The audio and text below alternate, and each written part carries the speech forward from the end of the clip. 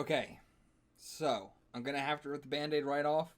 Just get this out of the bat immediately. There's no reaction to this one. I fucked up in the biggest way possible I could have ever fucked up. I really have no idea how to start this video. I have been putting this off for so long. This video is coming up in a few hours. I still want to render this video and then upload it because I've been putting this off because I don't know what the fuck I'm supposed to say to this. I don't know. If you follow my channel for long enough, you know how much of an absolute fuck up I am with everything that I've ever done on the channel. Okay, so I was recording, I watched like 2 minutes of it, the subtitles were really off and really bad. I had to download new ones, every one I was downloading was fucking terrible, and it took me about 20 minutes to find good subtitles. So, in that time that it was taking me so long, I stopped the recording, forgot that I did that when I finally got the right subtitles and just kept going. And so I didn't record any of it. I still have the reaction to All Hail the King in the description below. But, I mean, I really don't know what to say. I have been losing sleep over this. I am a very introverted person. I don't like having to admit this to an audience that is watching myself, especially people that are paying for this shit. I fucked up. I fucked up in a major way. I don't know. Okay. I had, like, my roommate slap me in the face as hard as he possibly could, as if this would fucking make up for it. It won't. I don't know why I did it. I'm not even gonna fucking put it in this. I'll put it in the fucking description or some shit, but I don't wanna put it in the fucking video like that is actually gonna fucking make up for any of this shit. Like, I can promise you that it will never happen again, that I will... I mean, but, like, what else, you know, if I promise it, what the hell does that even mean, right? Like, I don't know what to say, except that I am extremely fucking sorry, and I'm sure this bothers me as much as it bothers you. I know how much you guys would have looked forward to this. I know how much I watch reactors. If they did some shit like this, I'd be fucking furious. So, I mean, I have no excuse. I have nothing to say. I can say sorry as much as I want, but what the... I know. It's not gonna... It doesn't matter. All I can say is I hope you guys continue with me. Again, I apologize. But what the fuck else can I say? I'm not expecting an okay. It's alright, don't worry about it. I know people will say that anyway. I know people will say, don't worry about it, it's fine. But I know they're not saying that legitimately. I know they're probably still fucking furious and they really wanted to see the reaction. So... I don't know. I'm sorry. I'm sorry. Check out continue for the discussion. I tried to make up for it with the discussion as much as I possibly could. It's an hour and a half long. I think I covered it very, very, very thoroughly. I tried to, at least. Sorry. We're talking about Iron Man 3. You already saw the intro. I'm gonna record my apology and seppuku later. Okay. Yeah, don't worry about it. I'm gonna have to record everything else before I do it, because I will die on camera. Oh boy, well that's the end of phase 2. But anyway, yeah, so I have just rewatched the movie about 10 minutes ago. I finished again. I, like, just rewatched it in its entirety again, so it would be, like, the freshest possible in my mind. And so I could write a fuckload of notes down. I don't know where... Okay, well, let's just start up at the very beginning. I much prefer going through these, like, sort of scene by scene, rather than the way we were doing it. All the past ones, so jumbled all over the place. I want to try and make this one a little bit more, concise, and talking about pretty much the whole movie, since I have no reaction to it for it. Alright, let's go deep. First off, I thought, again, it was such a weird song choice to have I'm Blue at the beginning, until, like, about 5 seconds later, and I was like, actually, this is insanely fitting for this. It just is always on my mind as such a goofy song, when it really isn't. That's not what it was made to be. I mean, it's the double twist. It feels like a goofy song because of all the movies that have used it ironically, and then Iron Man 3 decides to play it straight for once ever. Yeah, really crazy. But yeah, it fits perfectly with all the themes of this movie, which I fucking loved. Like him. Yeah. I mean, let's just touch on that, I guess, to begin with the themes of him having these panic attacks and feeling like he's just, after all that shit that he talked in Avengers, now he's the one, feeling like he's just a man in a can. He's just some normal ass dude. And once the suits are gone, what the hell can he do? Yeah. I mean, I'm really glad that we didn't brush off the end of Avengers. He did nearly die. Like, that changes a man. Yeah. Yeah, he nearly died, and it really showed him. I wouldn't even say that it's the fact that he nearly died, but the fact that he went to another world through a wormhole. I really don't think it. I mean, personally, maybe it is, but like to me personally, I found it way more to be the fact that he just went to an alien world. The fact that there are aliens. The fact that I mean, just the fact that he went through a wormhole. Like, I feel like was the biggest thing about all of it. Like, I mean, I feel like that changes a man more than almost dying does. true. I think of it as always dying, but I think the wormhole is the bigger thing because up until that point, he considered himself, if not the smartest man in the world, then one of the smartest. He's up there. He knows everything, or he knows basically everything you need to know. Yeah. And then in one day, his entire worldview is shattered. He realizes that humans are a tiny part of the world, and there's so much more, and it's all terrifying. Yeah, like it yeah, I don't know much more to say on it, but like just it's a real fear, and like as much as I talked about Captain America being like the normal guy that he's doesn't really have like much superpowers, Right. but he still is like, he can do more than Tony can do outside of the suit. Once he's outside of the suit, he really can't do jack shit at all. I feel like Bruce can fucking do more than he can outside the suit. Honestly, yeah, Like, Bruce has martial arts training. Yeah, I mean, I don't know if this new Bruce does. He looks a bit too fat to be able to have martial arts training. So I'm guessing Iron Man 3 didn't make you like new Bruce anymore. Oh, okay. I mean, okay. I'll say Yes. it now. So only 3 criticisms I have of this movie. I mean, the other 2 are like quote unquote criticisms, not really. But like my main, honestly, only real criticism is why the fuck Banner wasn't in the movie. Like, they had him in the end credits scene, so it's not like they couldn't get his. I mean, maybe they could only get his actor for like that one little scene because it's not like that had to have been done at once on wherever they on location or anything. Right. So maybe they could only just get him for like a really short amount of time. I feel like that's the most likely. It's got to be what it is because I cannot imagine any other scenario in which why they wouldn't. Like, it's not as if this movie is supposed to be standalone or anything or tied into the Iron Man 3 trilogy, because it is entirely based around the Avengers and everything. If you haven't seen the Avengers, you would have no fucking clue what the hell's going on in this movie. So it's not at all that it's like that they don't want stuff from the Avengers, and the entire plot is surrounding that. So I mean, like, I just don't understand why he's not in it. Not even to say, like, why did the Hulk not come in here and solve some of these problems? I'm not even saying that. I don't think the Hulk honestly could have solved really any of this shit. Which is weird, because I did say, like, before, like, the Hulk seems like the kind of thing that will just solve any situation, as long as it's somebody that needs to be beat up. But, like, that really isn't the situation here. Yeah. It's not going to be like, here, Hulk, here's what his scent smells like. Go hunt him down. I mean, maybe the Hulk can do that. We don't know. We never tried. Here's what Extremis smells like. But yeah, I don't understand why Bruce Banner, the man, was not in the movie, except for the end credits scene. Like, there was no reason for him to not be in it.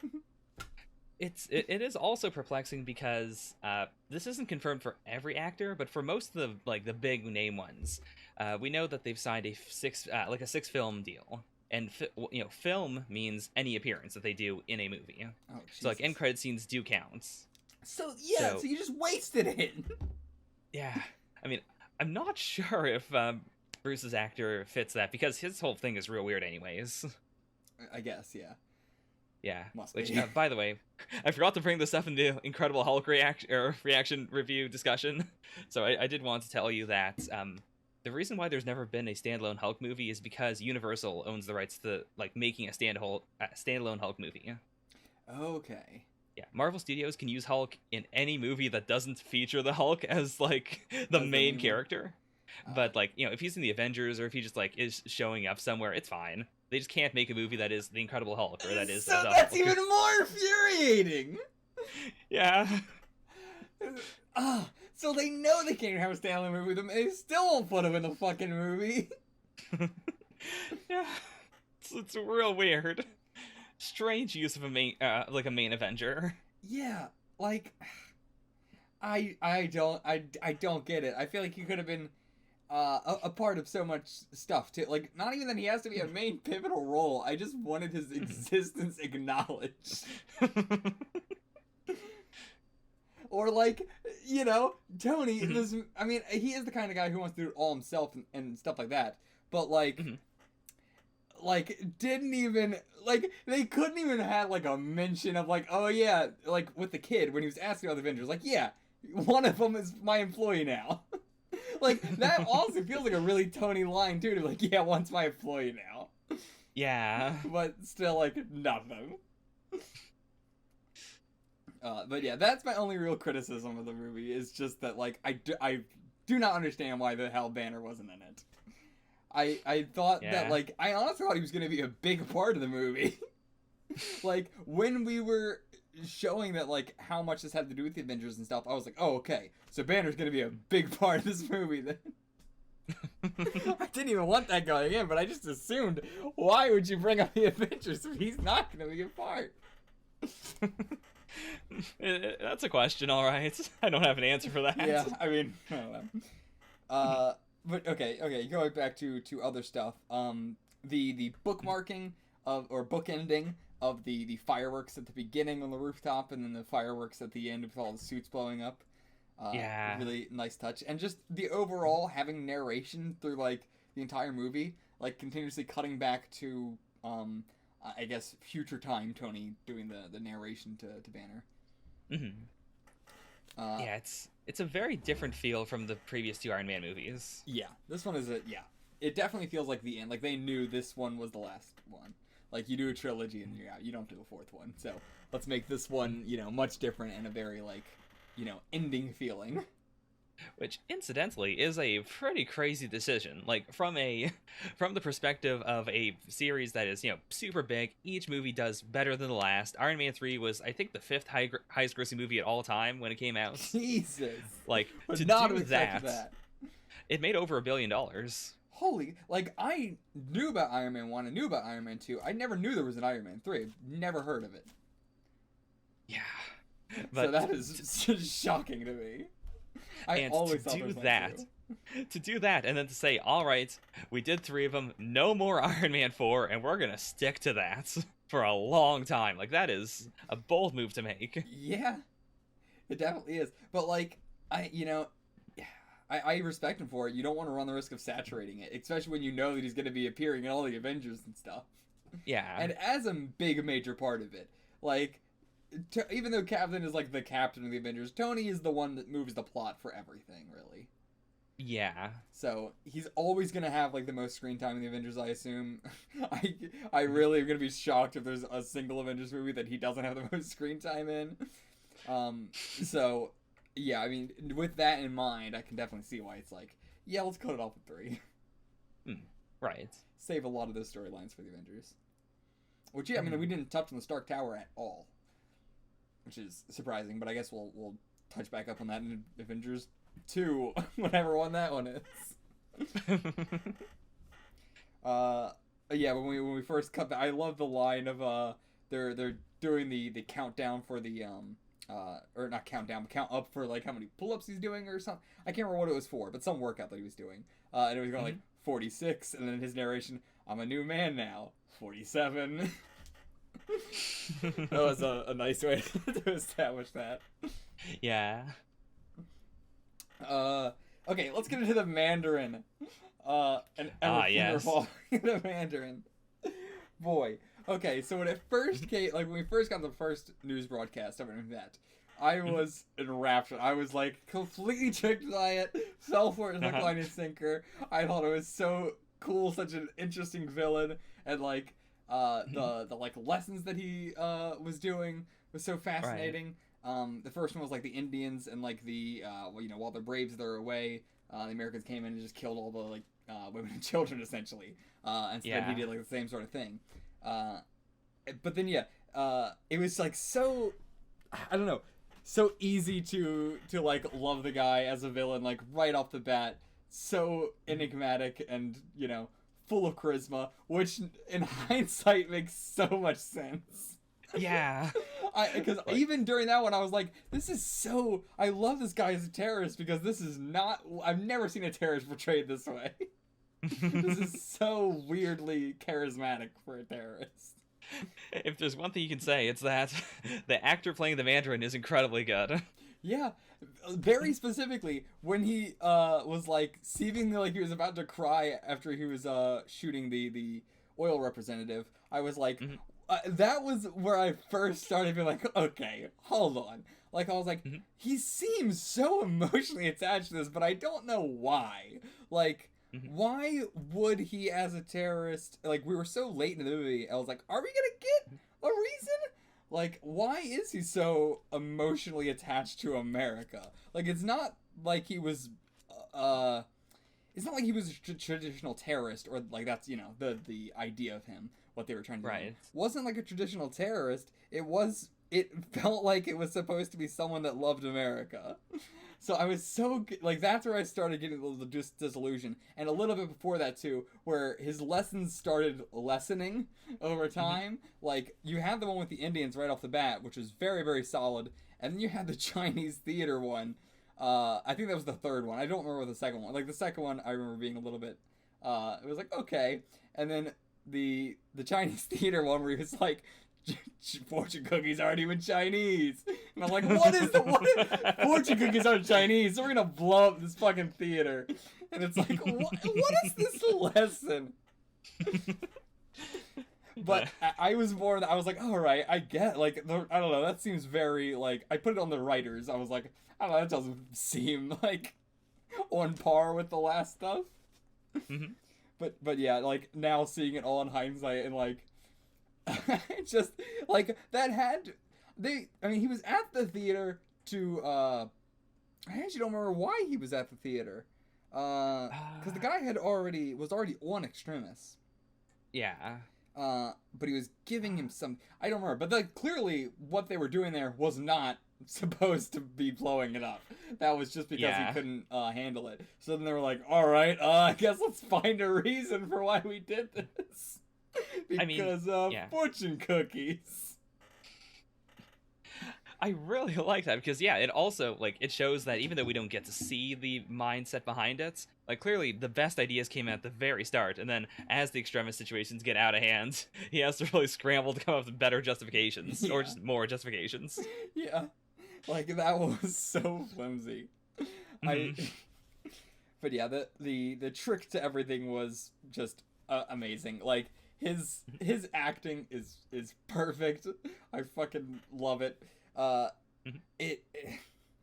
don't know what to say. Like just how uppity he is in every situation where there's like a gun to his head and he's just like so not like sarcastic, but just like uppity, like entitled. Right. Like he doesn't understand why they're upset with him.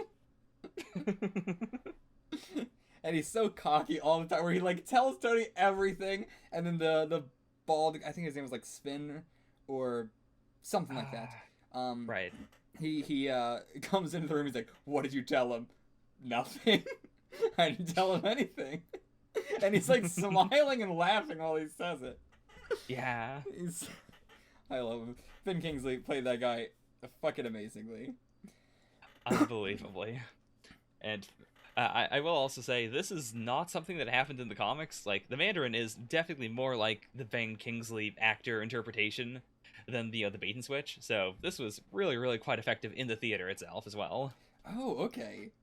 Yeah, like most viewers of the movie were not like they weren't expecting this twist at all. Yeah, I mean, it also, even when I was like starting to question it with like, okay, that, the Chinese theater thing, and then the Mhm. charisma and stuff, and the tearing up, like, but even then, even when we saw it with the fake accent and everything, I was still going like, what, what, what, is it? Like, I was with Tony, Mhm. like, okay, I guess this is like a double or something. I Yeah, still was like believing it, even then.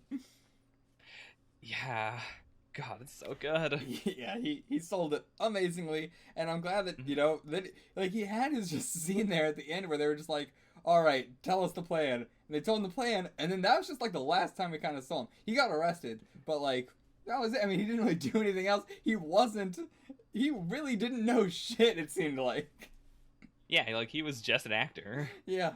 But like, I thought that he was, I thought he was just fucked up on drugs or something, and so he was just not talking coherently. Like he did seem to be purposely not giving a feeling. He kept just repeating that shit was complicated the whole time.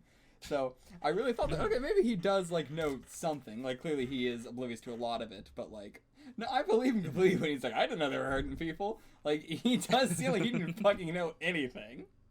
Yeah. Uh, anyway, the Iron Patriot versus War Machine. Which do you like better? Ah, I I've got to give it to the War Machine. I like the aesthetics of Iron Patriot. Like it's not a bad design, but there's something about the brutal honesty of Iron Patriot or sorry, War Machine that I like a lot more. See, I like the name War Machine a lot better, but I like the design of Iron Patriot. Like, I like the design of Iron Patriot more than I like the design of Iron Man. Really? Oh yeah, I absolutely. mean, I mean that's the point. That's some good propaganda. Yeah, I mean, I'm a sucker for red, white, and blue color scheme though. Like, for anything at all, I think it looks amazing. I mean, like, I am biased there, but like, I mean, the same can be said about like the UK flag. I think like those specific colors, anytime that is used in like a any design sort of thing, I fucking love it. I think the UK flag colors look fucking amazing. I think red, white, and blue looks fucking amazing. It's really those two specifically, those two combinations of Right. colors. Uh, And I do think the aesthetics of the Iron Patriot are better than the War Machine. I think the reason I dislike it is mostly just that it feels too Iron Man-y to me. Whereas yeah, like the War Machine is so very clearly like this was an Iron Man suit, but then we put a bunch of shit on it. Like it has more of an identity to me, if that makes any sense. yeah, uh, yeah. I suppose. I mean, like, isn't Iron Patriot? Doesn't it still have the machine guns and everything?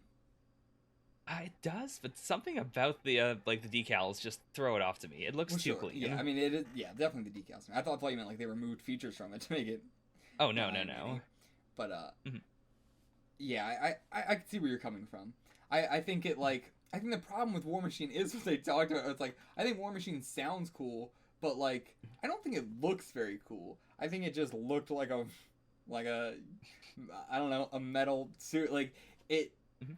it didn't even look as cool as someone informed me it was called Ironmonger, the big boy. Yeah, for Iron Man 1. Yeah. Yeah. Like even Ironmonger looked better than that. Like uh Mhm. I think it was just like the chrome. I don't know. I don't think the chrome looked very good. I think it Okay. looked too sleek and too like. It didn't look like a War Machine.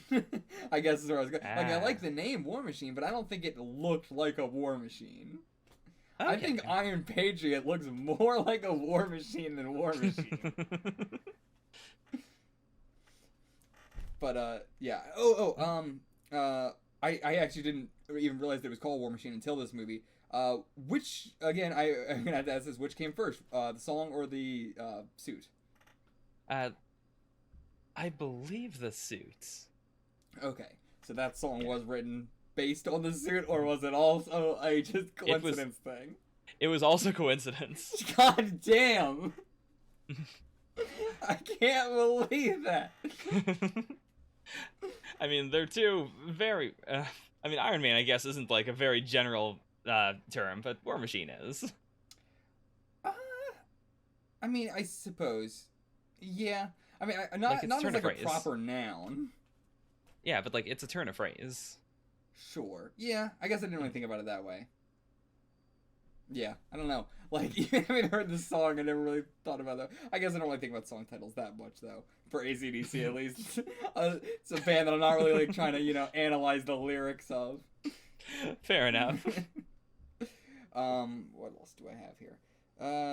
The whole panic attacks in general was amazingly acted, amazingly done, very realistic. Yeah. You could really feel, some empathy going on with him. I mean, the first scene that he does it in, when he's supposed to be like autographing the girl's thing, he writes her name was Erin, and he writes, "Erin, help me." God, yeah. Like, Jesus. And it seemed subconscious. He had no idea what the hell he was doing. It was like he wrote that and it sort of like scribbles off the page. Yeah. But I was like, God damn, I was not expecting that. And the sound editing of the kid whispering in my ear, "What was it like in the wormhole?" or whatever he said, was so horror movie-esque. I got chills. I was freaked out by just this kid asking that. Yeah, it really puts you in Tony's headspace. Yeah. Like, a lesser movie would have made it almost, like, goofy in the way that he was acting, but they really make it clear that, this really deeply affected him, and I don't know, something about the way they portray it really triggers my empathy, whereas I could easily see it going wrong in other series, like, in another movie. Oh, yeah, definitely. Like, panic attacks are, I feel like, hard to sell realistically a lot of times. Yeah. And this, I think, sold it very, very well. Yeah, I mean, I really have nothing bad to say about it. Tony and Pepper. Tony and Pepper's relationship. Boy. I really enjoy these movie by movie Pepper updates. I ship them because it's a movie, but even then, I feel like we got an Iron Man 4. Like, they're just never going to work out. They never will. I don't think they're a toxic couple or anything like that, but they're never going to work out. Both of them are going to cheat on each other, like, within a year. Easily. Yeah. And it's gotta be hard to be in a relationship with Tony Stark. I get that. I don't really think really any of the blame goes on Pepper, except for the fact that she did almost cheat on him. But, I mean, with the way that he's been acting, is it cheating if she was pretty much planning to probably break up with him and then cheat? I don't think so. I don't think that counts then. But, I mean, it depends on if she was planning to do that or not. We really don't know. It seemed like she was pretty done with this shit for, like, the beginning. Like, maybe I'm just gonna bail. I'll agree with that. She was definitely looking for exit routes. Yeah. But yeah, both of them, like, I don't know, they're just so willing to fuck other people. Yeah. It's a rocky relationship. Really, Pepper does not deserve him at all. She needs to find someone else. Feel bad for her. I mean, she needs a tower first. Yeah, get the tower. Get the tower, then leave. Get the tower, get out. Okay, let's go back a bit to Happy. I want to talk about Happy, this movie. Oh yeah. My second complaint is that Happy was in a coma for the whole movie. Because Happy is my second favorite character in the entire Iron Man franchise now. Not even now. I might have. Don't think I would have said that during the second movie, but definitely now. Like, it's tough because I really, really love Rhodes too. I underestimated it back in the Iron Man 1 where I'm like, yeah, Iron Man doesn't have a sidekick. Or at least I don't know that he does. But now it's like, he does. I mean, like, Rhodes is absolutely his sidekick. I would never have pegged Iron Man to be someone with a sidekick, but he's so far the only one who does have one. That said, I don't think Rhodes is ever going to appear in the Avengers or anything like that. Like, he is a very sidekick. Yeah. But yeah, Happy was I mean, he stole the show. I think he was better than Tony just now, so that's an absolute lie.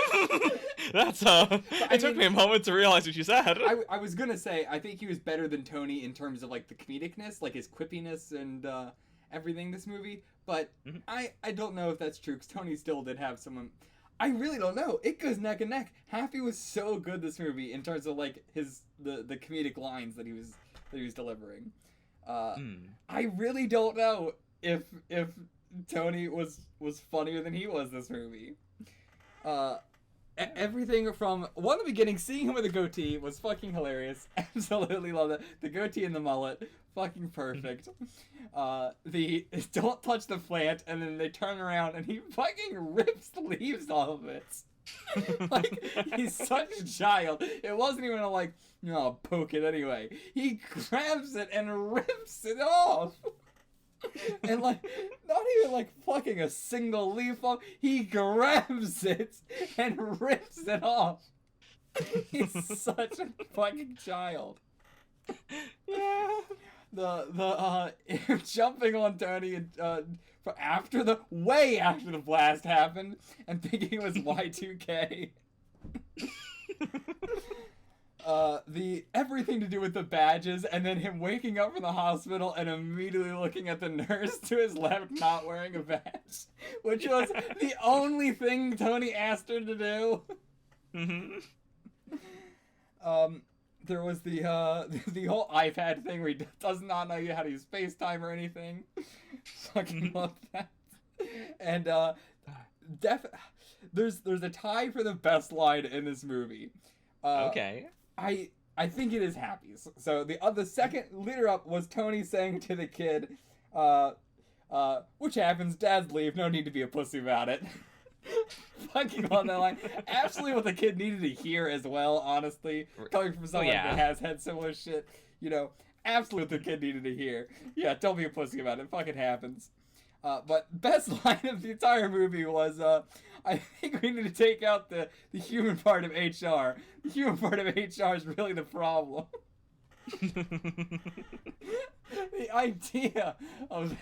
I fucking... He says it so seriously. Yeah. I would love to see Stark Industries run by Happy.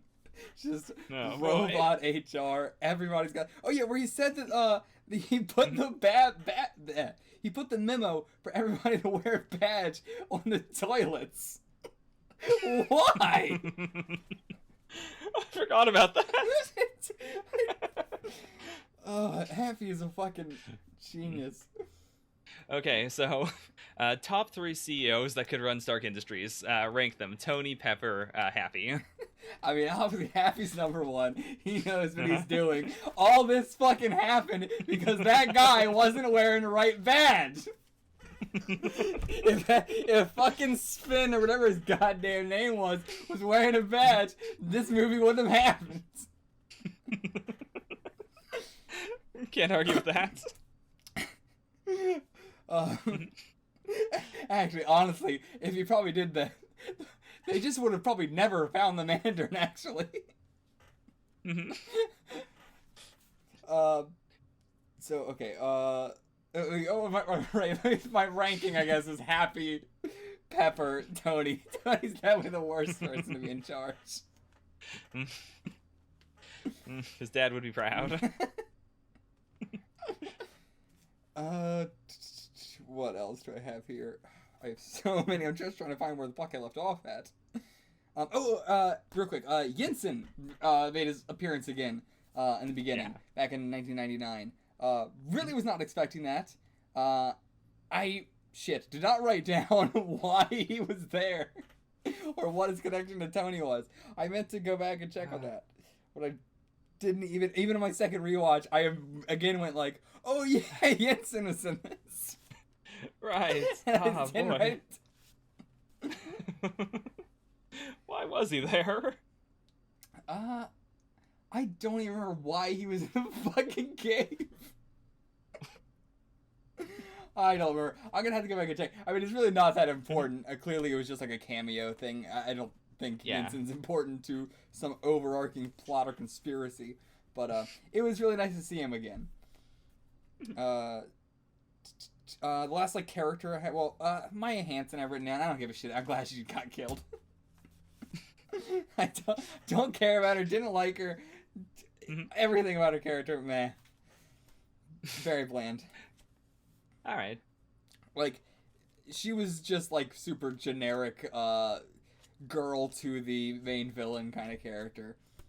Really have nothing else to say about her. The kid, I like his character a lot. His actor was really bad. Yeah. His actor was so bad. Like, his line delivery on everything was... It didn't feel like a human said. I don't even want to say it didn't feel like a kid said it. It didn't feel like a human said it. All the lines were fine. It's just his delivery of them. Well, not all the lines were okay. Specifically, when Tony breaks into his garage thing, which I don't know what that was. It seemed like as big as a house, but I guess it was a garage or something because they kept saying who lives here. So I assume it was a garage attached to a house. I don't know. I believe so. Anyway, okay, where did I have this written down? Yeah, I wrote down this entire thing. If I can find it here. Yes, here, where he says, like, he's pointing the gun at him and asking him, like, I don't think he specifically asked him, who are you, right away, but, he clearly has no idea who he is while he's in his house, and then he says, what is that power? And he shows him the Iron Man, and he says, oh, that's Iron Man.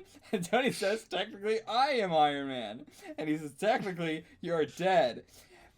So, he knows what Iron Man is, the suit, okay? But he has no idea who Tony is. But he knows he's dead because he has the newspaper with his face on it that says Tony Stark is dead, which he hands to him with his face on it. He hands him the paper with his face on it to Tony Stark with the paper that says Tony Stark is dead, which the kid says, this paper says you are dead. And then he says, and who are you? Later on, like 5 minutes later. What? And then he keeps saying, I'm just the mechanic. And then eventually he tells him he's Tony Stark and that. But like, it was such a weird fucking scene. Like, the kid knew but didn't know. That bothered me so much. The fact that he says, you're dead. Who are you? He doesn't say, I am Tony Stark. The paper doesn't say Iron Man is dead. The paper is a picture of Tony Stark with Tony Stark is dead. Oh my god. That scene gave me such a fucking migraine. Oh boy. So those were only 3 complaints about the movie. The Banner not being in it, Happy not being in it enough, and the kid, his acting, and that line.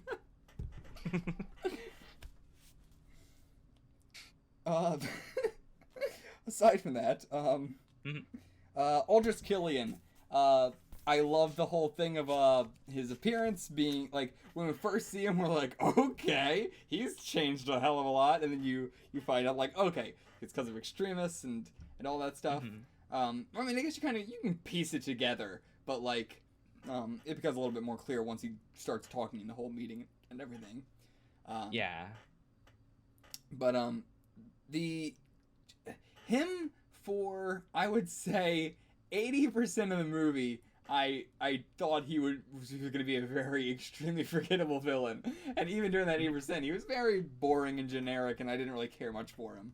But then towards, like, just from the, I guess, oil tanker onwards, like, he was a lot better on the oil tanker. He's a lot better in a action role, but him being a business guy, I don't think he was selling it very well. Like, I think, and this is crazy to say, that even Justin Hammer was doing a better job than he was. Like, Justin Hammer, I think, is more memorable than Killian for the majority of the movie. I mean, I honestly don't think that's an unpopular opinion. Like, Really. Hammer has a lot of presence. He's not competent, but he plays the incompetency very well. Whereas Killian's very middle of the road. Yeah, like like he is incompetent. That's the whole point of Extremis. Yeah. But he's never portrayed as being like he's more. His main thing is being a. I mean, his main thing is being a beta turned alpha. It's really the best way I can put it. That's his whole thing. It's just like he's doing all of this just to fuck Pepper, like to have her as a trophy. But I don't know. I just don't. I think they could have sold that even more. Yeah. Iron Man is not a movie with subtle characters.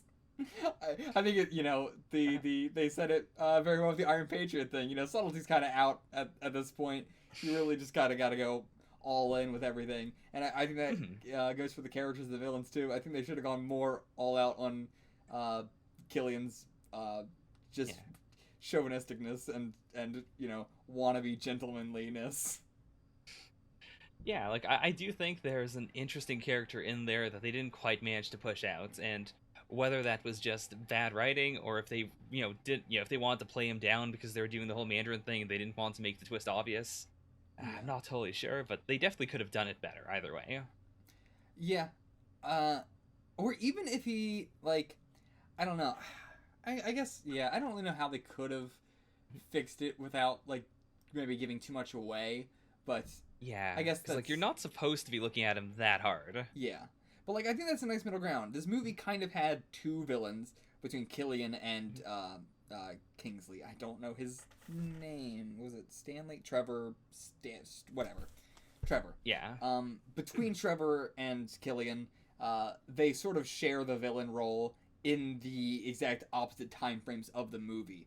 For the first 80% of the movie, Trevor is like a really cool, awesome villain, and I'm including even with like finding out his acting stuff. But then he's out of the movie for like the last 20%, and Killian takes over as like the main big bad guy with a lot more personality and everything. So they kind of make up for it, and they make overall a 100% good villain. It's just shared between two characters. It's shared between the Mandarin, I guess. Like the Mandarin is a good character. Killian by himself, not so much, and Trevor just only appeared a few times throughout the movie. Right. But I mean, I still think he was fantastic. It's just hard for me to say like he was a fantastic villain because he was only a figurehead. But yeah, so that's my thoughts on Killian. What else do I have? Yep. How did you feel about Extremis as like a concept in the movie, like as a way to move away from the main threats being like fighting drones or fighting other guys in armor? Oh yeah, I was very fascinated by that because I remember in Iron Man 1 saying like, oh, this might actually be mech versus mech, because I just assumed it would be Tony Stark in the Iron Man suit versus some guy with superpowers. And then even in Iron Man 2, I was like, okay, so I guess we're just going to be doing the mech thing all the time then. Like, just finding different ways for Tony to fight mechs. So yeah, it was a big surprise for it to just be like, okay. I mean, it was thematic in the fact that it was another terrorist. I do like that sort of every single one has been a terrorist. And in a different way each time. Like, the first one was sort of like the government using the terrorist for, like, big government shit, big government conspiracy shit. Even though I guess it's really like one person, but still. That's the sort of idea. Like, government using the terrorists, then terrorists, just real terrorists, terror filling and everything. And then the third one being, I guess, like, domestic terrorists. Like, domestic terrorists using non-domestic terrorists. Yeah. It's really weird. But, like, that one is a total, like... it really is domestic terrorism. That's kind of like what he was doing, the whole sort of usurping everything and wanting to get the vice president into power so then he could, have everything. Like, his plan was really good. His plan was, like, the most solid out of anything MCU I've ever seen so far. Like, I really dug, as much as, the character himself, his plan, Killian's, really solid. I absolutely loved, like, slowly piecing it together and everything he was trying to do. And once I finally got it clicked, I was like, wow, that's actually really solid and very, Yeah. really solid and easily understandable, which is hard to do, to have a Mhm. plot point that is very easily understandable but also doesn't have any like major like why did they think this was gonna work type thing. Yeah, and it's not super obvious either. Like, hitting a balance between those three things is real tricky. I gotta commend the movie for, like, nailing it. Yeah. Oh man, I was about to say like I actually don't know how they got the number to the president's phone, but it actually must have just been the vice president's. I don't know if he was like, "Hey, can I borrow your phone to make a call real quick?" and just puts the number in. I don't know, but I guess that's how it had to have happened. Yeah. Um, I said I had no more negative. I guess it's not only a negative thing to say about this movie, but just they. It's the third movie and they still have not gotten right Tony's head inside the suit. Like it just does not look that. I don't think it looks bad. It's just like it doesn't look good. It doesn't look bad. It just doesn't look good either. And I specifically mean Tony's head inside the suit. I don't know why that's such a problem. I think Obadiah's head inside the suit looked totally fine. Pepper's head inside the suit, totally fine. Rhodes' head inside the suit, totally fine. I don't know why Tony's never looks good. It always looks like his head is just floating there. I've never noticed that. Like, I've always thought of Tony's as being, like, the most iconic one because it's so different from the rest. Or, like, not so different, but, like, there's something about it that's very, very, like, unique. Sure. I was talking to two of our friends, Zokum and Damage, the other day about that as well. Like specifically that, just bringing up that like after I just finished Iron Man 3 and I was like, I cannot believe they still have not perfected this head inside the suit. But I mean, they agreed with me as well. So at least I know it's not just me. Right. But yeah, I don't know what it is about it. It just feels like his head is in this like void where he's floating and he has no neck or anything, and then the headpiece is just floating there. I mean, really, what it feels like, just feels floaty. Okay. And maybe it is like so much blackness behind him. Maybe if they had more texture behind him, it might look okay. But maybe it's just like the pure void. That might be it. Okay, so where are we? Yeah, okay, giving out his address to fucking everyone, like, right back to old Tony. That was the most stupid fucking thing he could have possibly done. Like, just total impulse decisions. Listen, when has giving your address to terrorists ever been a bad idea? Like, it is... I can't think of anything more Tony than him doing the come fight me faggot sort of, let's 1v1, here's my home address. It's like the totally like, you're getting trolled online, you're like, oh yeah? I like you come to my house, here's my address, fucker. It felt like so like... I mean, it just immediately made me think of, like, he's reverting back to, like, he's panicking, he's going through shit, he's reverting back to his old self again. Yeah. Like, risking everything, not just him, but, like, clearly not thinking of Pepper. What else did I have written down there? Pepper inside the suit, really awesome. I've wanted to see that. So glad we got to see that. Just her inside the suit. Nothing about it. Just the fact that we got to see her in the suit. Just that alone. It's satisfying. Yeah. Really satisfying. Just anytime seeing, like, I love just seeing characters using, or, what did I say? Like, the same thing with, like, if it is a thing, I feel like it's gonna be the whole Asgardian thing. Only Asgardians use the hammer, but I want to see if somebody else can use the Thor's hammer thing. Same thing with like Captain America's shield or something. Just like things, seeing the heroes or even other characters just using stuff from the superheroes. I don't know. That's just so awesome to me. I love it. Yeah. And like of all of them, it feels like Iron Man or like a suit or something Tony makes would be the easiest one to have that to make that happen with because like Cap has one shield, Thor has one hammer, but like Stark is trying to mass produce the suits. Like it's very possible for someone to like, or even if he pulls in two at once, he could have someone jump into it. I mean, it's possible. He's trying to mass produce his suits.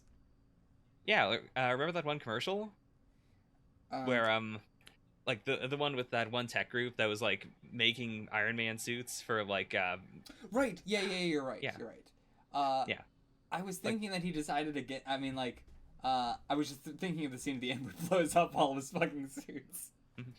Well, I mean, now he's not. Actually, I sure hope he didn't also blow up all the ones that workers were supposed to be wearing. Oh, no. I mean, he said to blow them all up. Tony's real impulsive. But I mean, yeah, those aren't really Iron Man suits, though. To be fair, like yeah, it's the technology, but it's not Iron Man. Yeah. But yeah, I thought you meant he was like, mass marketing the actual suits. And I was like, I don't remember that. Oh yeah, all the gestures for the suits are so cool. Like the sword, this fucking samurai sword cutting, and that disables all the armor. Like that again is so him. Yeah. The man that he does a fucking like, I'm gonna slash this in half and all the armor falls apart. Like I killed it. And I think the most Tony thing I've ever seen in the world is just in the beginning of the movie where he is just walking from point A to point B, which is about 10 feet, and he feels the need to like punch at his little boxing thing as he walks past for like 2 jabs in the middle of a like sentence. It's so like he's not doing anything. He's not training anything. He's just walking fast and just going punch just to look cool. Like it wasn't even a punch. It was a like someone. It's like kids pretending to do martial arts and you're doing it in slow motion to like block your friends' punches or whatever. Like that's what he was doing. It's like, let me just look cool for 2 seconds as I walk past here in this room by myself.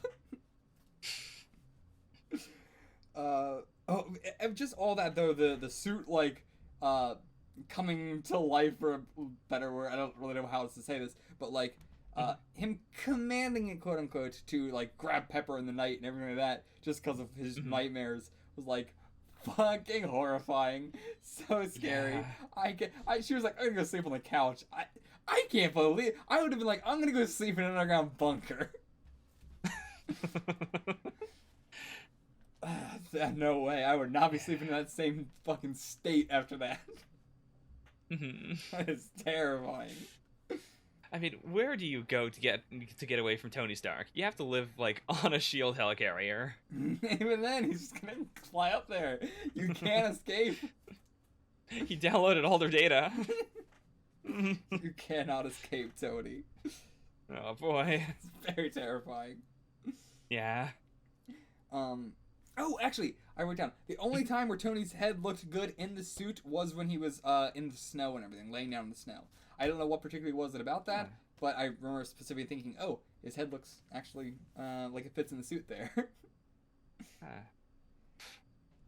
Interesting. I wonder why that is then. I'm not sure. No idea. Like, was it just lack of movement? It might have been practical. Maybe it didn't look practical, but because he was like climbing out of the suit while it was stationary on the ground, it wasn't moving or anything.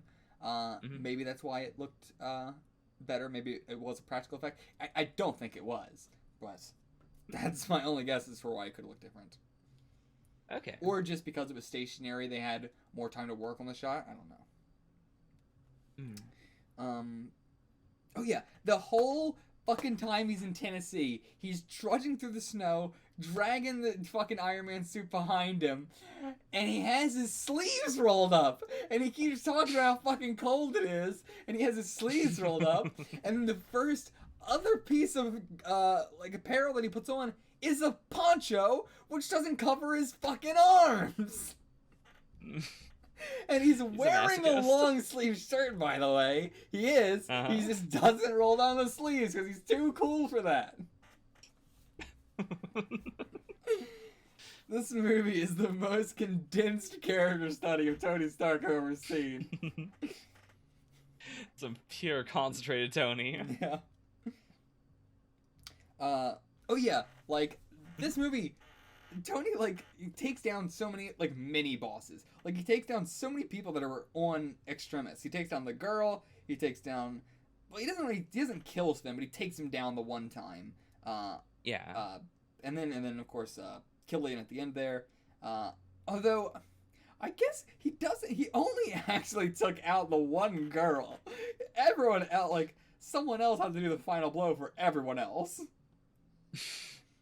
No, Yeah, actually, I no. still He call them- did kill Sven on the plane. I forgot about that.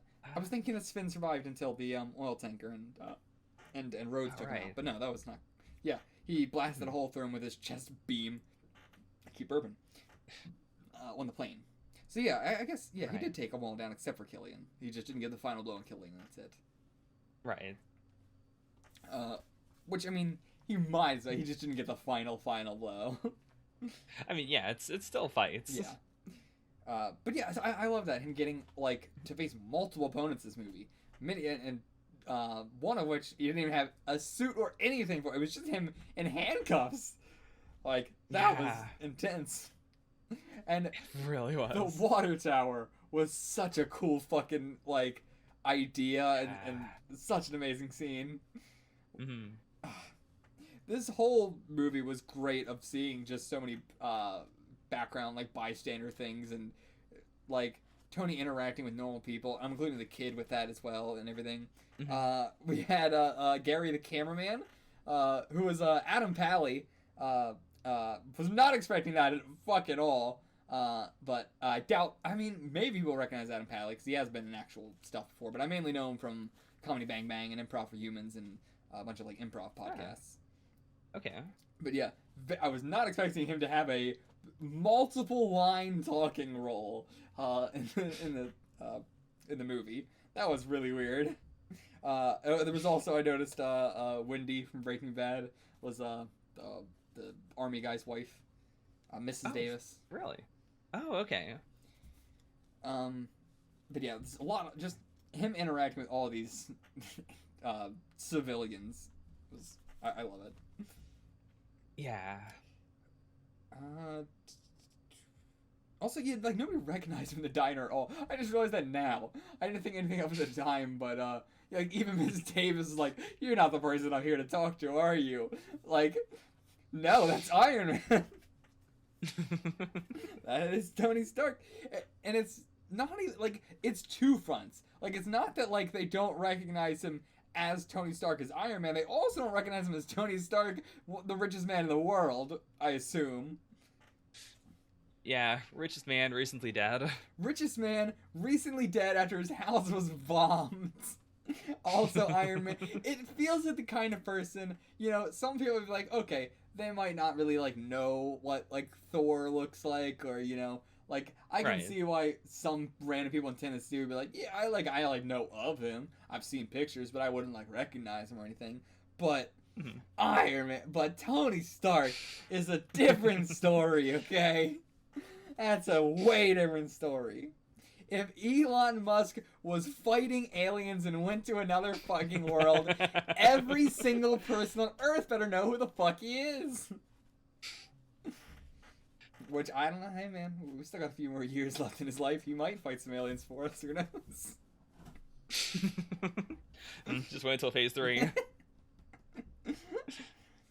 what else do I have? Oh yeah, this movie had the fucking laziest Stan Lee cameo to date. He appears for all of 1 second to hold up a tin scorecard for, like, a Miss Universe contest or whatever. Very just like, oh, it felt very much like, oh shit, we forgot to put Stan Lee in this movie.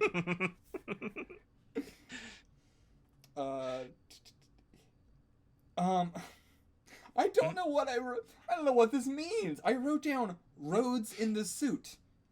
I don't know what I meant by that. I don't know what I meant by that. All right. What was it? like, did you want to mention the fact that you thought he looked good, like his head looked good? No. He wasn't floaty. Was that it? No. And this is way Do you want past to talk that. more about? I did all these like Yeah. chronologically. Chronologically, wait. So this is after Gary the cameraman. Right. The, I mean, did you just want to talk about our patrons? him. I don't know why I wrote it that way.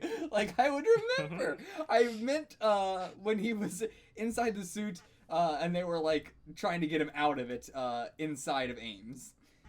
Okay. I don't know why my note for that was Rhodes in the suits. But yeah, like him just. He was a fucking trooper, man. Like, I cannot imagine how hot that was. Because Killian puts one finger on Tony Stark when he's in the Iron Man suit. Puts one finger on the chest plate and starts to heat it up. And it's like, it gets a little red. Just a little. In the one little spot there. And Tony's like, oh god, I can't handle it. And it's like 4 seconds. Whereas he does it with one hand, but anyway, like the entire abdomen. I think it was just one hand, but like on the entire abdomen, and you see about like 50% of the torso of the suit, brighter red and way all over more than it was for Tony. And Rhodes just like not even sweating inside there. He's just like, whew, get a little bit toasty in here. I can hang out a little bit longer. And the suit opens up before he does. Like, he's not even like, I can't even handle this. The suit's like, alright, I can't handle this. The metal suit can't handle it. And he's literally a trooper. Yeah, I'd say. Holy shit. And he was totally fine after it, too. I thought he might have, like, a fucking, his whole stomach might be melted. But he jumps out and then beats the crap out of him. And Killian breathes fire, which he, I don't think ever does again. I'm not sure how that works. I don't know how it works. Like, Extremis raises your body temperature, but I'm not sure what the fire was coming from. Nobody else had fire powers. Like, they just had melting, but like shooting out flames out of your mouth. I actually don't know what that was, because I have watched a little bit of S.H.I.E.L.D., and like that was a big thing in S.H.I.E.L.D. of like, nobody's done that before. I don't know what it was. Maybe one of his organs just suddenly fucking burst and it then burnt up and he was burping out the fire. Maybe he was just doing a casual vomit and he wanted to hide it. That is absolutely my new headcanon. He just burped or vomited and just went with it.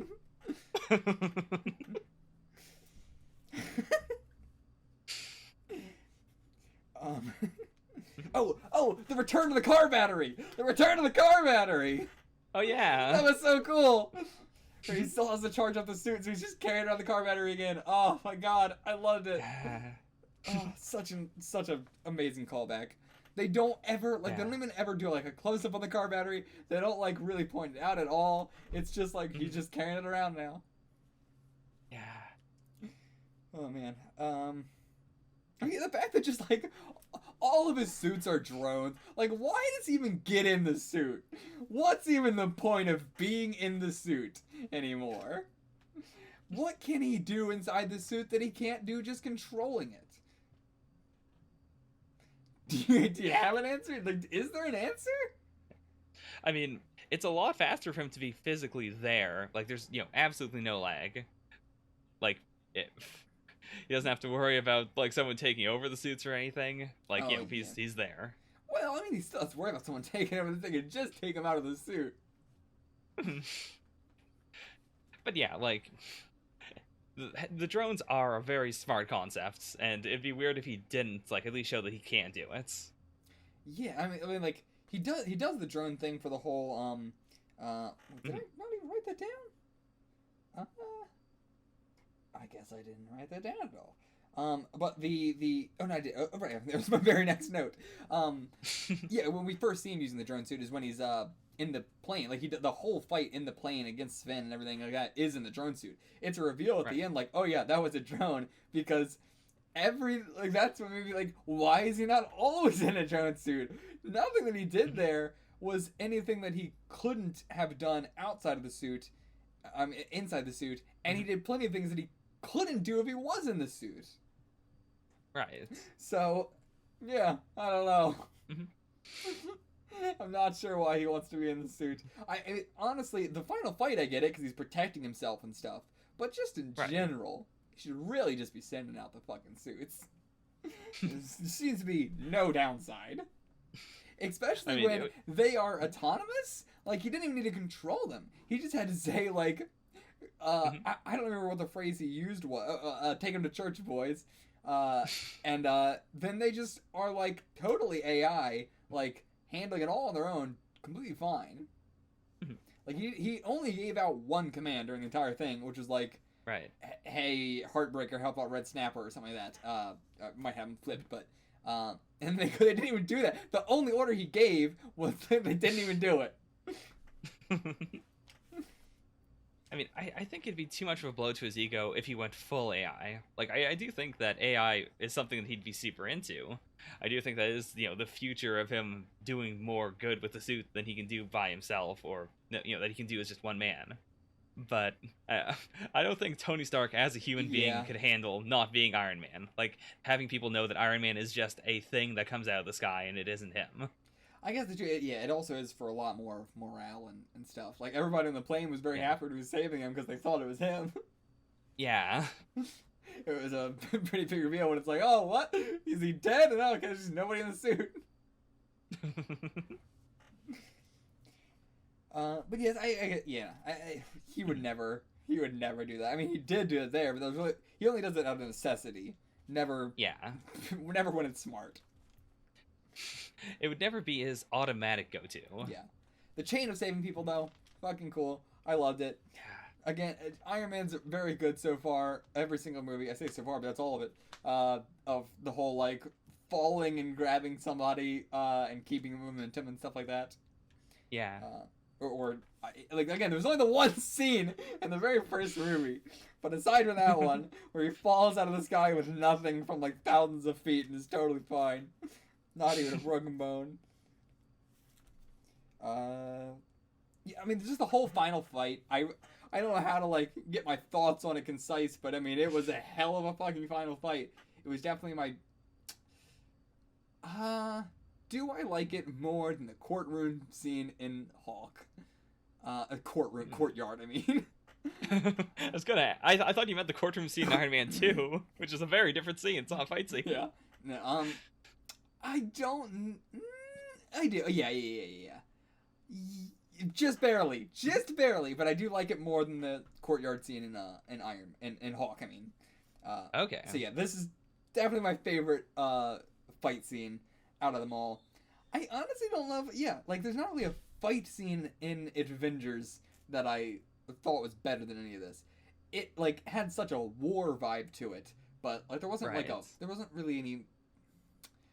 There was plenty of fights, but it was infighting was most of our fight scenes. Yeah. The big whole, war in New York or Battle of New York. I'm not going to count the Battle of New York as a fight scene. Fair enough. Maybe like even against the big old worm thingy, I don't even think that could be a fight scene because it's just a part of everything else. It feels cheating when it's like, a quarter of the movie. Okay, sure. But yeah, so this is my favorite fight scene of them all. Is just everything that was going on with the war tanker. Basically, Tony and Rhodes. I guess Tony, Rhodes, and Pepper versus Ames. Also, just the fire effects on everything. Absolutely loved. They looked so much like especially the Mandarin when he towards the end there looked so much like an Infernal from Fire Force. I immediately was just like, this is the Fire Force live action I've always wanted. That's high praise. Specifically his foot. The shot of his foot, I was just straight like, that's an Infernal. That's and that is high praise. I think the Infernals look like they have some of the coolest designs I've ever seen in anything for like monster designs. So I'm a sucker for fire. I love it. The aesthetic was really cool. But just jumping in and out of all the suits during the whole fight, constantly in one, out of one, in one, out of one. Yeah. Oh man. And like Rhodes just being out of his suit for like 99% of it, just really trying to stay alive. Yeah. Pepper having Extremis, at least briefly. Yes. Yeah, that was fucking awesome. Pepper was an insane badass. She took out one of the Iron Man suits and Killian in a matter of like 5 seconds. Like, even Killian couldn't take down one of the suits as well as she did. She just straight up just punched right through the whole goddamn thing. Yeah. Straight up donutted it. Oh my god. Oh yeah, and no more mini arc reactor. No more shrapnel. Yeah. It's out. I was definitely not expecting that at all. That is massive. Fucking crazy. Yeah. I mean, And that really makes it feel like the end of a trilogy. yeah, and then now she has the necklace made out of shrapnel.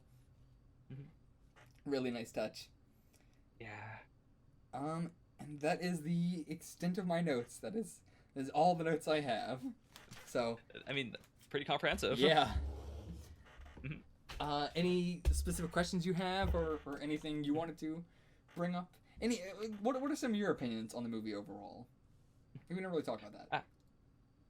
I think it is a really, really solid movie. Like, I've always been kind of iffy about Iron Man 2 because I think it's pretty decent. It's a good follow-up to Iron Man, but I don't know. It felt a little muddled to me. Whereas I think Iron Man 3 works real well as this not final, but final, quote-unquote, exploration of all the themes of the Iron Man series. Yeah. Like, the technology is bigger, it's more democratized. Like, now it's not just one guy with one suit. It's like, oh, well, anyone could have Extremis. Like, all sorts of people across the country have it, which also, like, adds to that domestic terrorist feel. Yeah. And the war profiteering with Ames being a think tank funded with military war funds and everything. Mm-hmm. It's the whole science gone wrong. The Mandarin in general, again, like, I went into this movie assuming that Ben Kingsley as the Mandarin was a thing. That, he was just going to be this international terrorist that may or may not be beaten at the end of the movie. I thought maybe he would be, like, the main villain of the next Avengers movie or something, because, like, he's a big deal in the comics. Yeah. I guess I can see that, yeah. I really cannot, undersell how much that twist shocked me. Now, I realized something just now. Like, I've yet to watch the All Hail the King thing. I'm probably gonna watch that very soon, tonight or tomorrow or something. But I assumed it was going to be about Iron Man because of the Mandarin being the right hand of the king. But now I'm thinking that the king was probably in reference to Killian. But otherwise, I'm not, like, because he didn't know what the fuck. But I mean, I guess in the end he did say, "I am the Mandarin." So, yeah. Which felt like, by the way, I like, weird line. Like, it was he was saying it as if it was a reveal or a twist or even a thematic thing. But, like, it was really like a, yeah, no shit. Like, not even like, I don't even think they were trying to go for a twist sort of thing, but just him being like, thematically, or like, you know what I mean? Like him saying like, right. No, I was the one who had the ideals of the Mandarin. It's like, yeah, no shit. I wasn't like, oh, he was the one behind it, but he didn't actually think any of that. Or like, I really don't know what he meant by the line, "I am the Mandarin." Unless he literally did mean, like, "I am the right hand of the king," and then, so then we'll get the king. Because I was just thinking, if, the Mandarin actually didn't know anything, that being the right hand of the king would be weird, because why would he be the right hand to somebody that he doesn't know? Right. But no, it probably is Killian being the right hand to somebody bigger. That maybe will be an Avengers level threat. Maybe. I don't... yeah, like... It is. I said my whole thing has been like, I assume the Avengers. Actually, I might have said it in this reaction that was lost. I don't remember where I even said it. But okay. Like the idea that this follows like the sort of One Punch Man disaster level thing, where the Avengers are only going to be called when it's like multiple cities are in danger. I want to say when the world's in danger, but I don't know. It might be when multiple cities are in danger, because we've yet to have a threat in any of the movies that is like multiple cities are in danger, as far as the public knows. Right. Except for this one. Like, this one, I was pretty much like all of America in danger. But I guess really, what are they, like, again, this was very specific, because like, what are the Avengers gonna do? None of them have like hunt down. None of them have a really good nose or anything. They're not gonna fucking track them down. So like, it makes sense why they weren't called for something like this. But I don't know if it will be world scale, or because it was just it's continuously called the Battle of New York. So it's not even like the Battle of America or like anything like that. It doesn't even feel like a multiple city threat. Like, they did stop it from being there, but like, I don't know. Yeah. So I do think it was going to be a world level threat eventually. It was contained to New York because they were fighting. Yeah. So like, theoretically, I don't think the King, if that will be a thing, would be an Avengers level threat.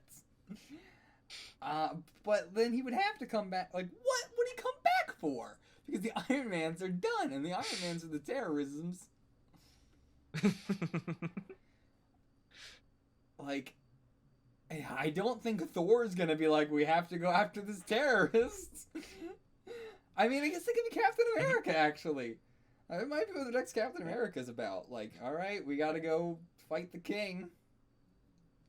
Maybe. I mean, he doesn't have World War I or II to go back to. Yeah, he does have the Civil War to go back to, apparently.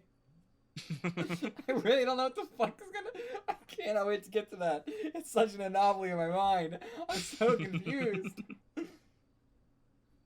The only thing I can think of is that it's just gonna be a movie where they're just, like, politely asking to take turns attacking each other or something. Like, is it just gonna be a literal civil war? What else could it be? Oh, boy. Well, if you've been thinking that hard about it, I guess I'll just let you stew. Can't wait until, like, before you do Civil War, we're definitely gonna have to talk in the the previous movie discussion about what you think Civil War is going to be at that point. Oh yeah, it's not the next one, right? No. Alright, so the next one is Winter Soldier, which, if the King is in Russia, which is, I assume what it would be, then bada boom, bada bing, Winter Soldier. So maybe. Otherwise I have no fucking clue what Winter Soldier could mean. Anyway. So, you know that there's no Iron Man 4, but if there was one, like, where do you think this would go? Or I guess we could just expand it to, like, what do you think Tony is going to do next, in general? Like, I think he's going to be focusing on S.H.I.E.L.D. and the Avengers in terms of buffing them up in terms of technology and stuff. I think that he might come to terms a little bit with his humanity and realize that, like, well, I better, I can't do it all on my own, so I better help everyone else too. Like, I better make it better for everybody. Give Captain America a suit. Give him the Iron Patriot. Well, I mean, maybe everyone is wearing Iron Man suits in the final movies. Who knows? It would feel really weird to give Captain America a suit, because, I mean, would that not just be an improvement? I mean, like, if he just held the shield in the suit, like, he would be improved, right? Captain America is my favorite, but I don't think he's stronger than Tony in a suit. Like, I don't think he can go toe-to-toe with one of them suits. I think he's more flexible outside of his suits. Like, he's more acrobatic. He can slip into tight spaces. Is that all we need him for? Just slip into air vents? Is that what Captain America's been reduced to? The air vent guy? The air vent and showing his butts. You can't show his butt in the suit. That's why he can't wear one. That's true. Uh, but yeah, I mean, like, cause yeah, Thor being inside the suit would just be a hindrance, I assume. I mean, I guess would it? I say that, but I mean, would it? Again, he could just hold the hammer outside the suit. The hammer is the only thing that makes him special. I mean, do you want to see Thor try to figure out technology? That's true. Seems like a bad idea. Well, see, that's where you just, it's like giving your little brother wants to play games with you, so you give him the controller and unplug it, and just tell him that he's the AI. Like, that's what you do with Thor. Just put him in the suit, give him the fucking hammer, and tell him he's doing it all, but it's all just AI. No, don't put him in a drone. Yes. Put Thor in a drone. Put Captain America in a suit. Hulk's the only one that makes sense not to be in a suit. I mean, if the drone is the one lifting the hammer, can it lift it? Is the drone that's a worthy? good point. Okay, so just take off the glove. He's just got his bare hands sticking out of the suit. Oh no, you made it more cursed. Oh my god. I do agree, though. I don't think Hulk should be in a suit. That seems like a real bad idea. I mean, if he can make a suit for the Hulk, that actually might be pretty fucking badass. I would love to see the Hulk in an Iron Man suit. Oh god. Yeah. I mean, I guess Hawkeye's just straight upgrade. Oh yeah, I always forget they're a part of the Avengers. How dare you? I mean, Black Widow's the one who's supposed to go in tight spaces. Yeah. Mm-hmm. Yeah, I guess putting Black Widow in.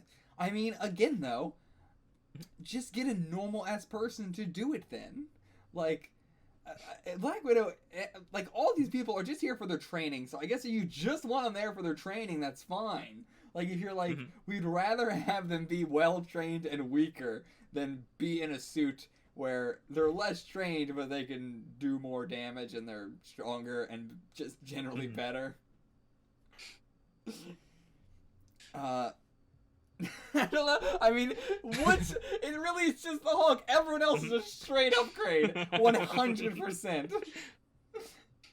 There's just no doubts. Okay, we gotta move on. Okay, sure. So I never brought this up in Phase 1 because most of Phase 1 is just like origin stories, and then the Avengers is the first big crossover-y thing. Yeah. But we have to keep in mind that someone will each MCU movie will be someone's first MCU movie. Oh, yeah.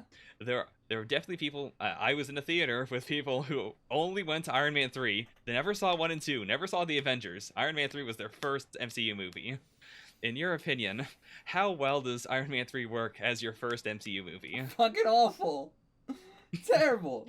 One of the worst you could pick. I so far I cannot imagine picking a worse movie to start. Picking the Avengers would honestly, I mean, I assume not most people, I assume, by most people I mean normies, like by most I mean the entire population, would have seen like, the Avengers as opposed to all the MCU movies. I do assume that the vast majority of people have not seen all the MCU movies. Yeah. I mean, up until literally a few weeks ago, I had not seen all the MCU movies. Yeah. I'd say of people who have seen Endgame, probably 99.99999% have not seen all the MCU movies. I mean, that's still a hell of a lot of people who have, but... Yeah, I mean, the entire, half the population went to see Endgame. Yeah. Anything else you have to say or ask or anything? What is the next movie you're going to watch? Thor, the second one. Right, Thor: The Dark World. Yes, that one. Because we don't really do what's coming up next things. I kind of wanted to ask, how do you feel about Thor: The Dark World? Jumping off of the Avengers, where we saw Thor go back to his home planet with Loki, and then Iron Man 3, which featured no Thor whatsoever. For a good reason, I feel like. I'm not wondering why Thor wasn't in this, or why Captain America wasn't in this. Fair. So, right now, what do you think Thor: The Dark World is going to be about? Um, I mean, probably another planet. I think I based that. I guess that last time also goes the Dark Mhm. World. Um, Mhm. it could honestly just be. I could see it. Like, I normally don't think it would be that way, but a lot of the Iron Mans have been this way of just picking up right afterwards. Like, we could literally just be picking up right after Avengers. Like, when he is going back home with Loki, the movie could start with them teleporting in. Yeah, there's no reason why they can't. That is honestly my prediction. I think it's just going to start right there. And it's Okay. going to be all about what they did with Loki. I feel like that's probably what going to be the movie's about. Maybe it'll. It's going to be real. I mean, I guess not because Loki had an entire army with him. But it will be really weird if the plot of this movie is that Loki breaks out again and they have to stop him again after the Avengers had to deal with him. And then it's just Thor. Um. Yeah. Uh. Hmm. Uh, I, Loki did get that talk at the end of the event, or not at the end, but when he was getting the army, he had that talk with Thanos' minion about how if you dock this up, there's no place where he won't be able to find you. yeah. Yeah. Like, do you think that'll play into it, or do you think we're gonna wait for another Avengers movie to pick back up on that plot thread? It's really hard to say. Or I guess, like, do you think we'll ever pick up on it? Like, are they gonna just not do it? That's also a possibility. No, I think they'll do it, but I really don't know if they're gonna save it for Avengers or not.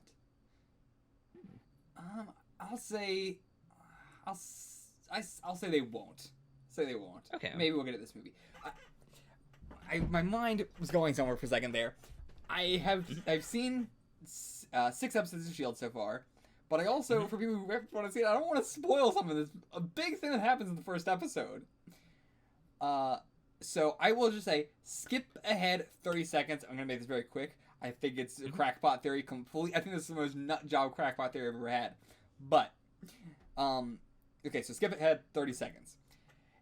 In Shield, Coulson is alive, and they keep fucking bringing up the fact that he is different after what happened. And Thor is next, and I know that Thor is going to be tying into the episode somehow. And I wonder if fucking they had something to do with Asgard. If they fucking brought him to Asgard, and he was in the fucking Odin tank or some shit.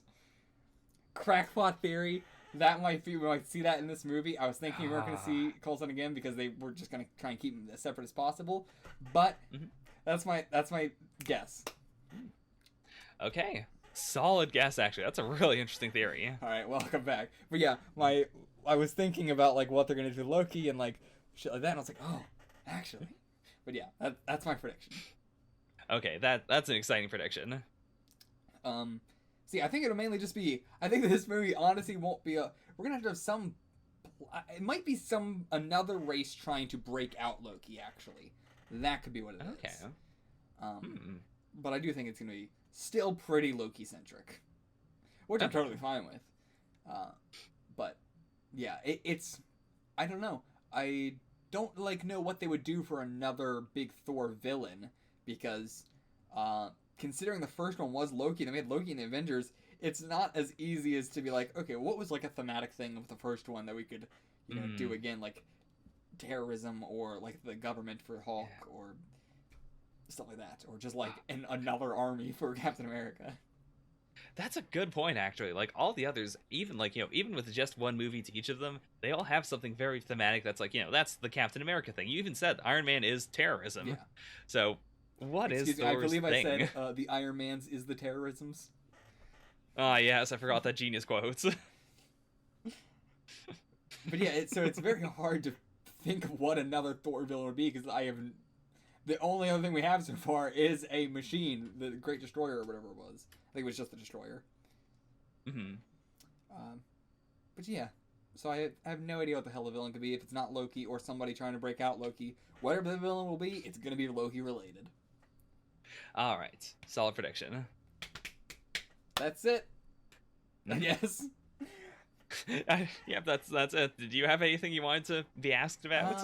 No, I don't think so. I want this to be as all encompassing as it can possibly be, because I am fuck I cannot believe I was a fucking, retarded idiot.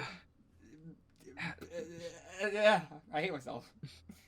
Speaking as a fan, I was really looking forward to this reaction in particular because it's a solid movie, and there's a lot to talk about in it. Yeah. Yeah. I hope this made up for it. Or, whatever. Yeah. It sucks. I mean, trust me, I want you guys to see my reactions as much as you do. I do these because I am a very egotistical person, and I want people to, I want all my views shoveled down your throat and you to take it. So trust me, I am very saddened that I can't shove my opinions down your throat or my reactions. This is true. That's what he's like. I am. Love me. Get the fuck out of here.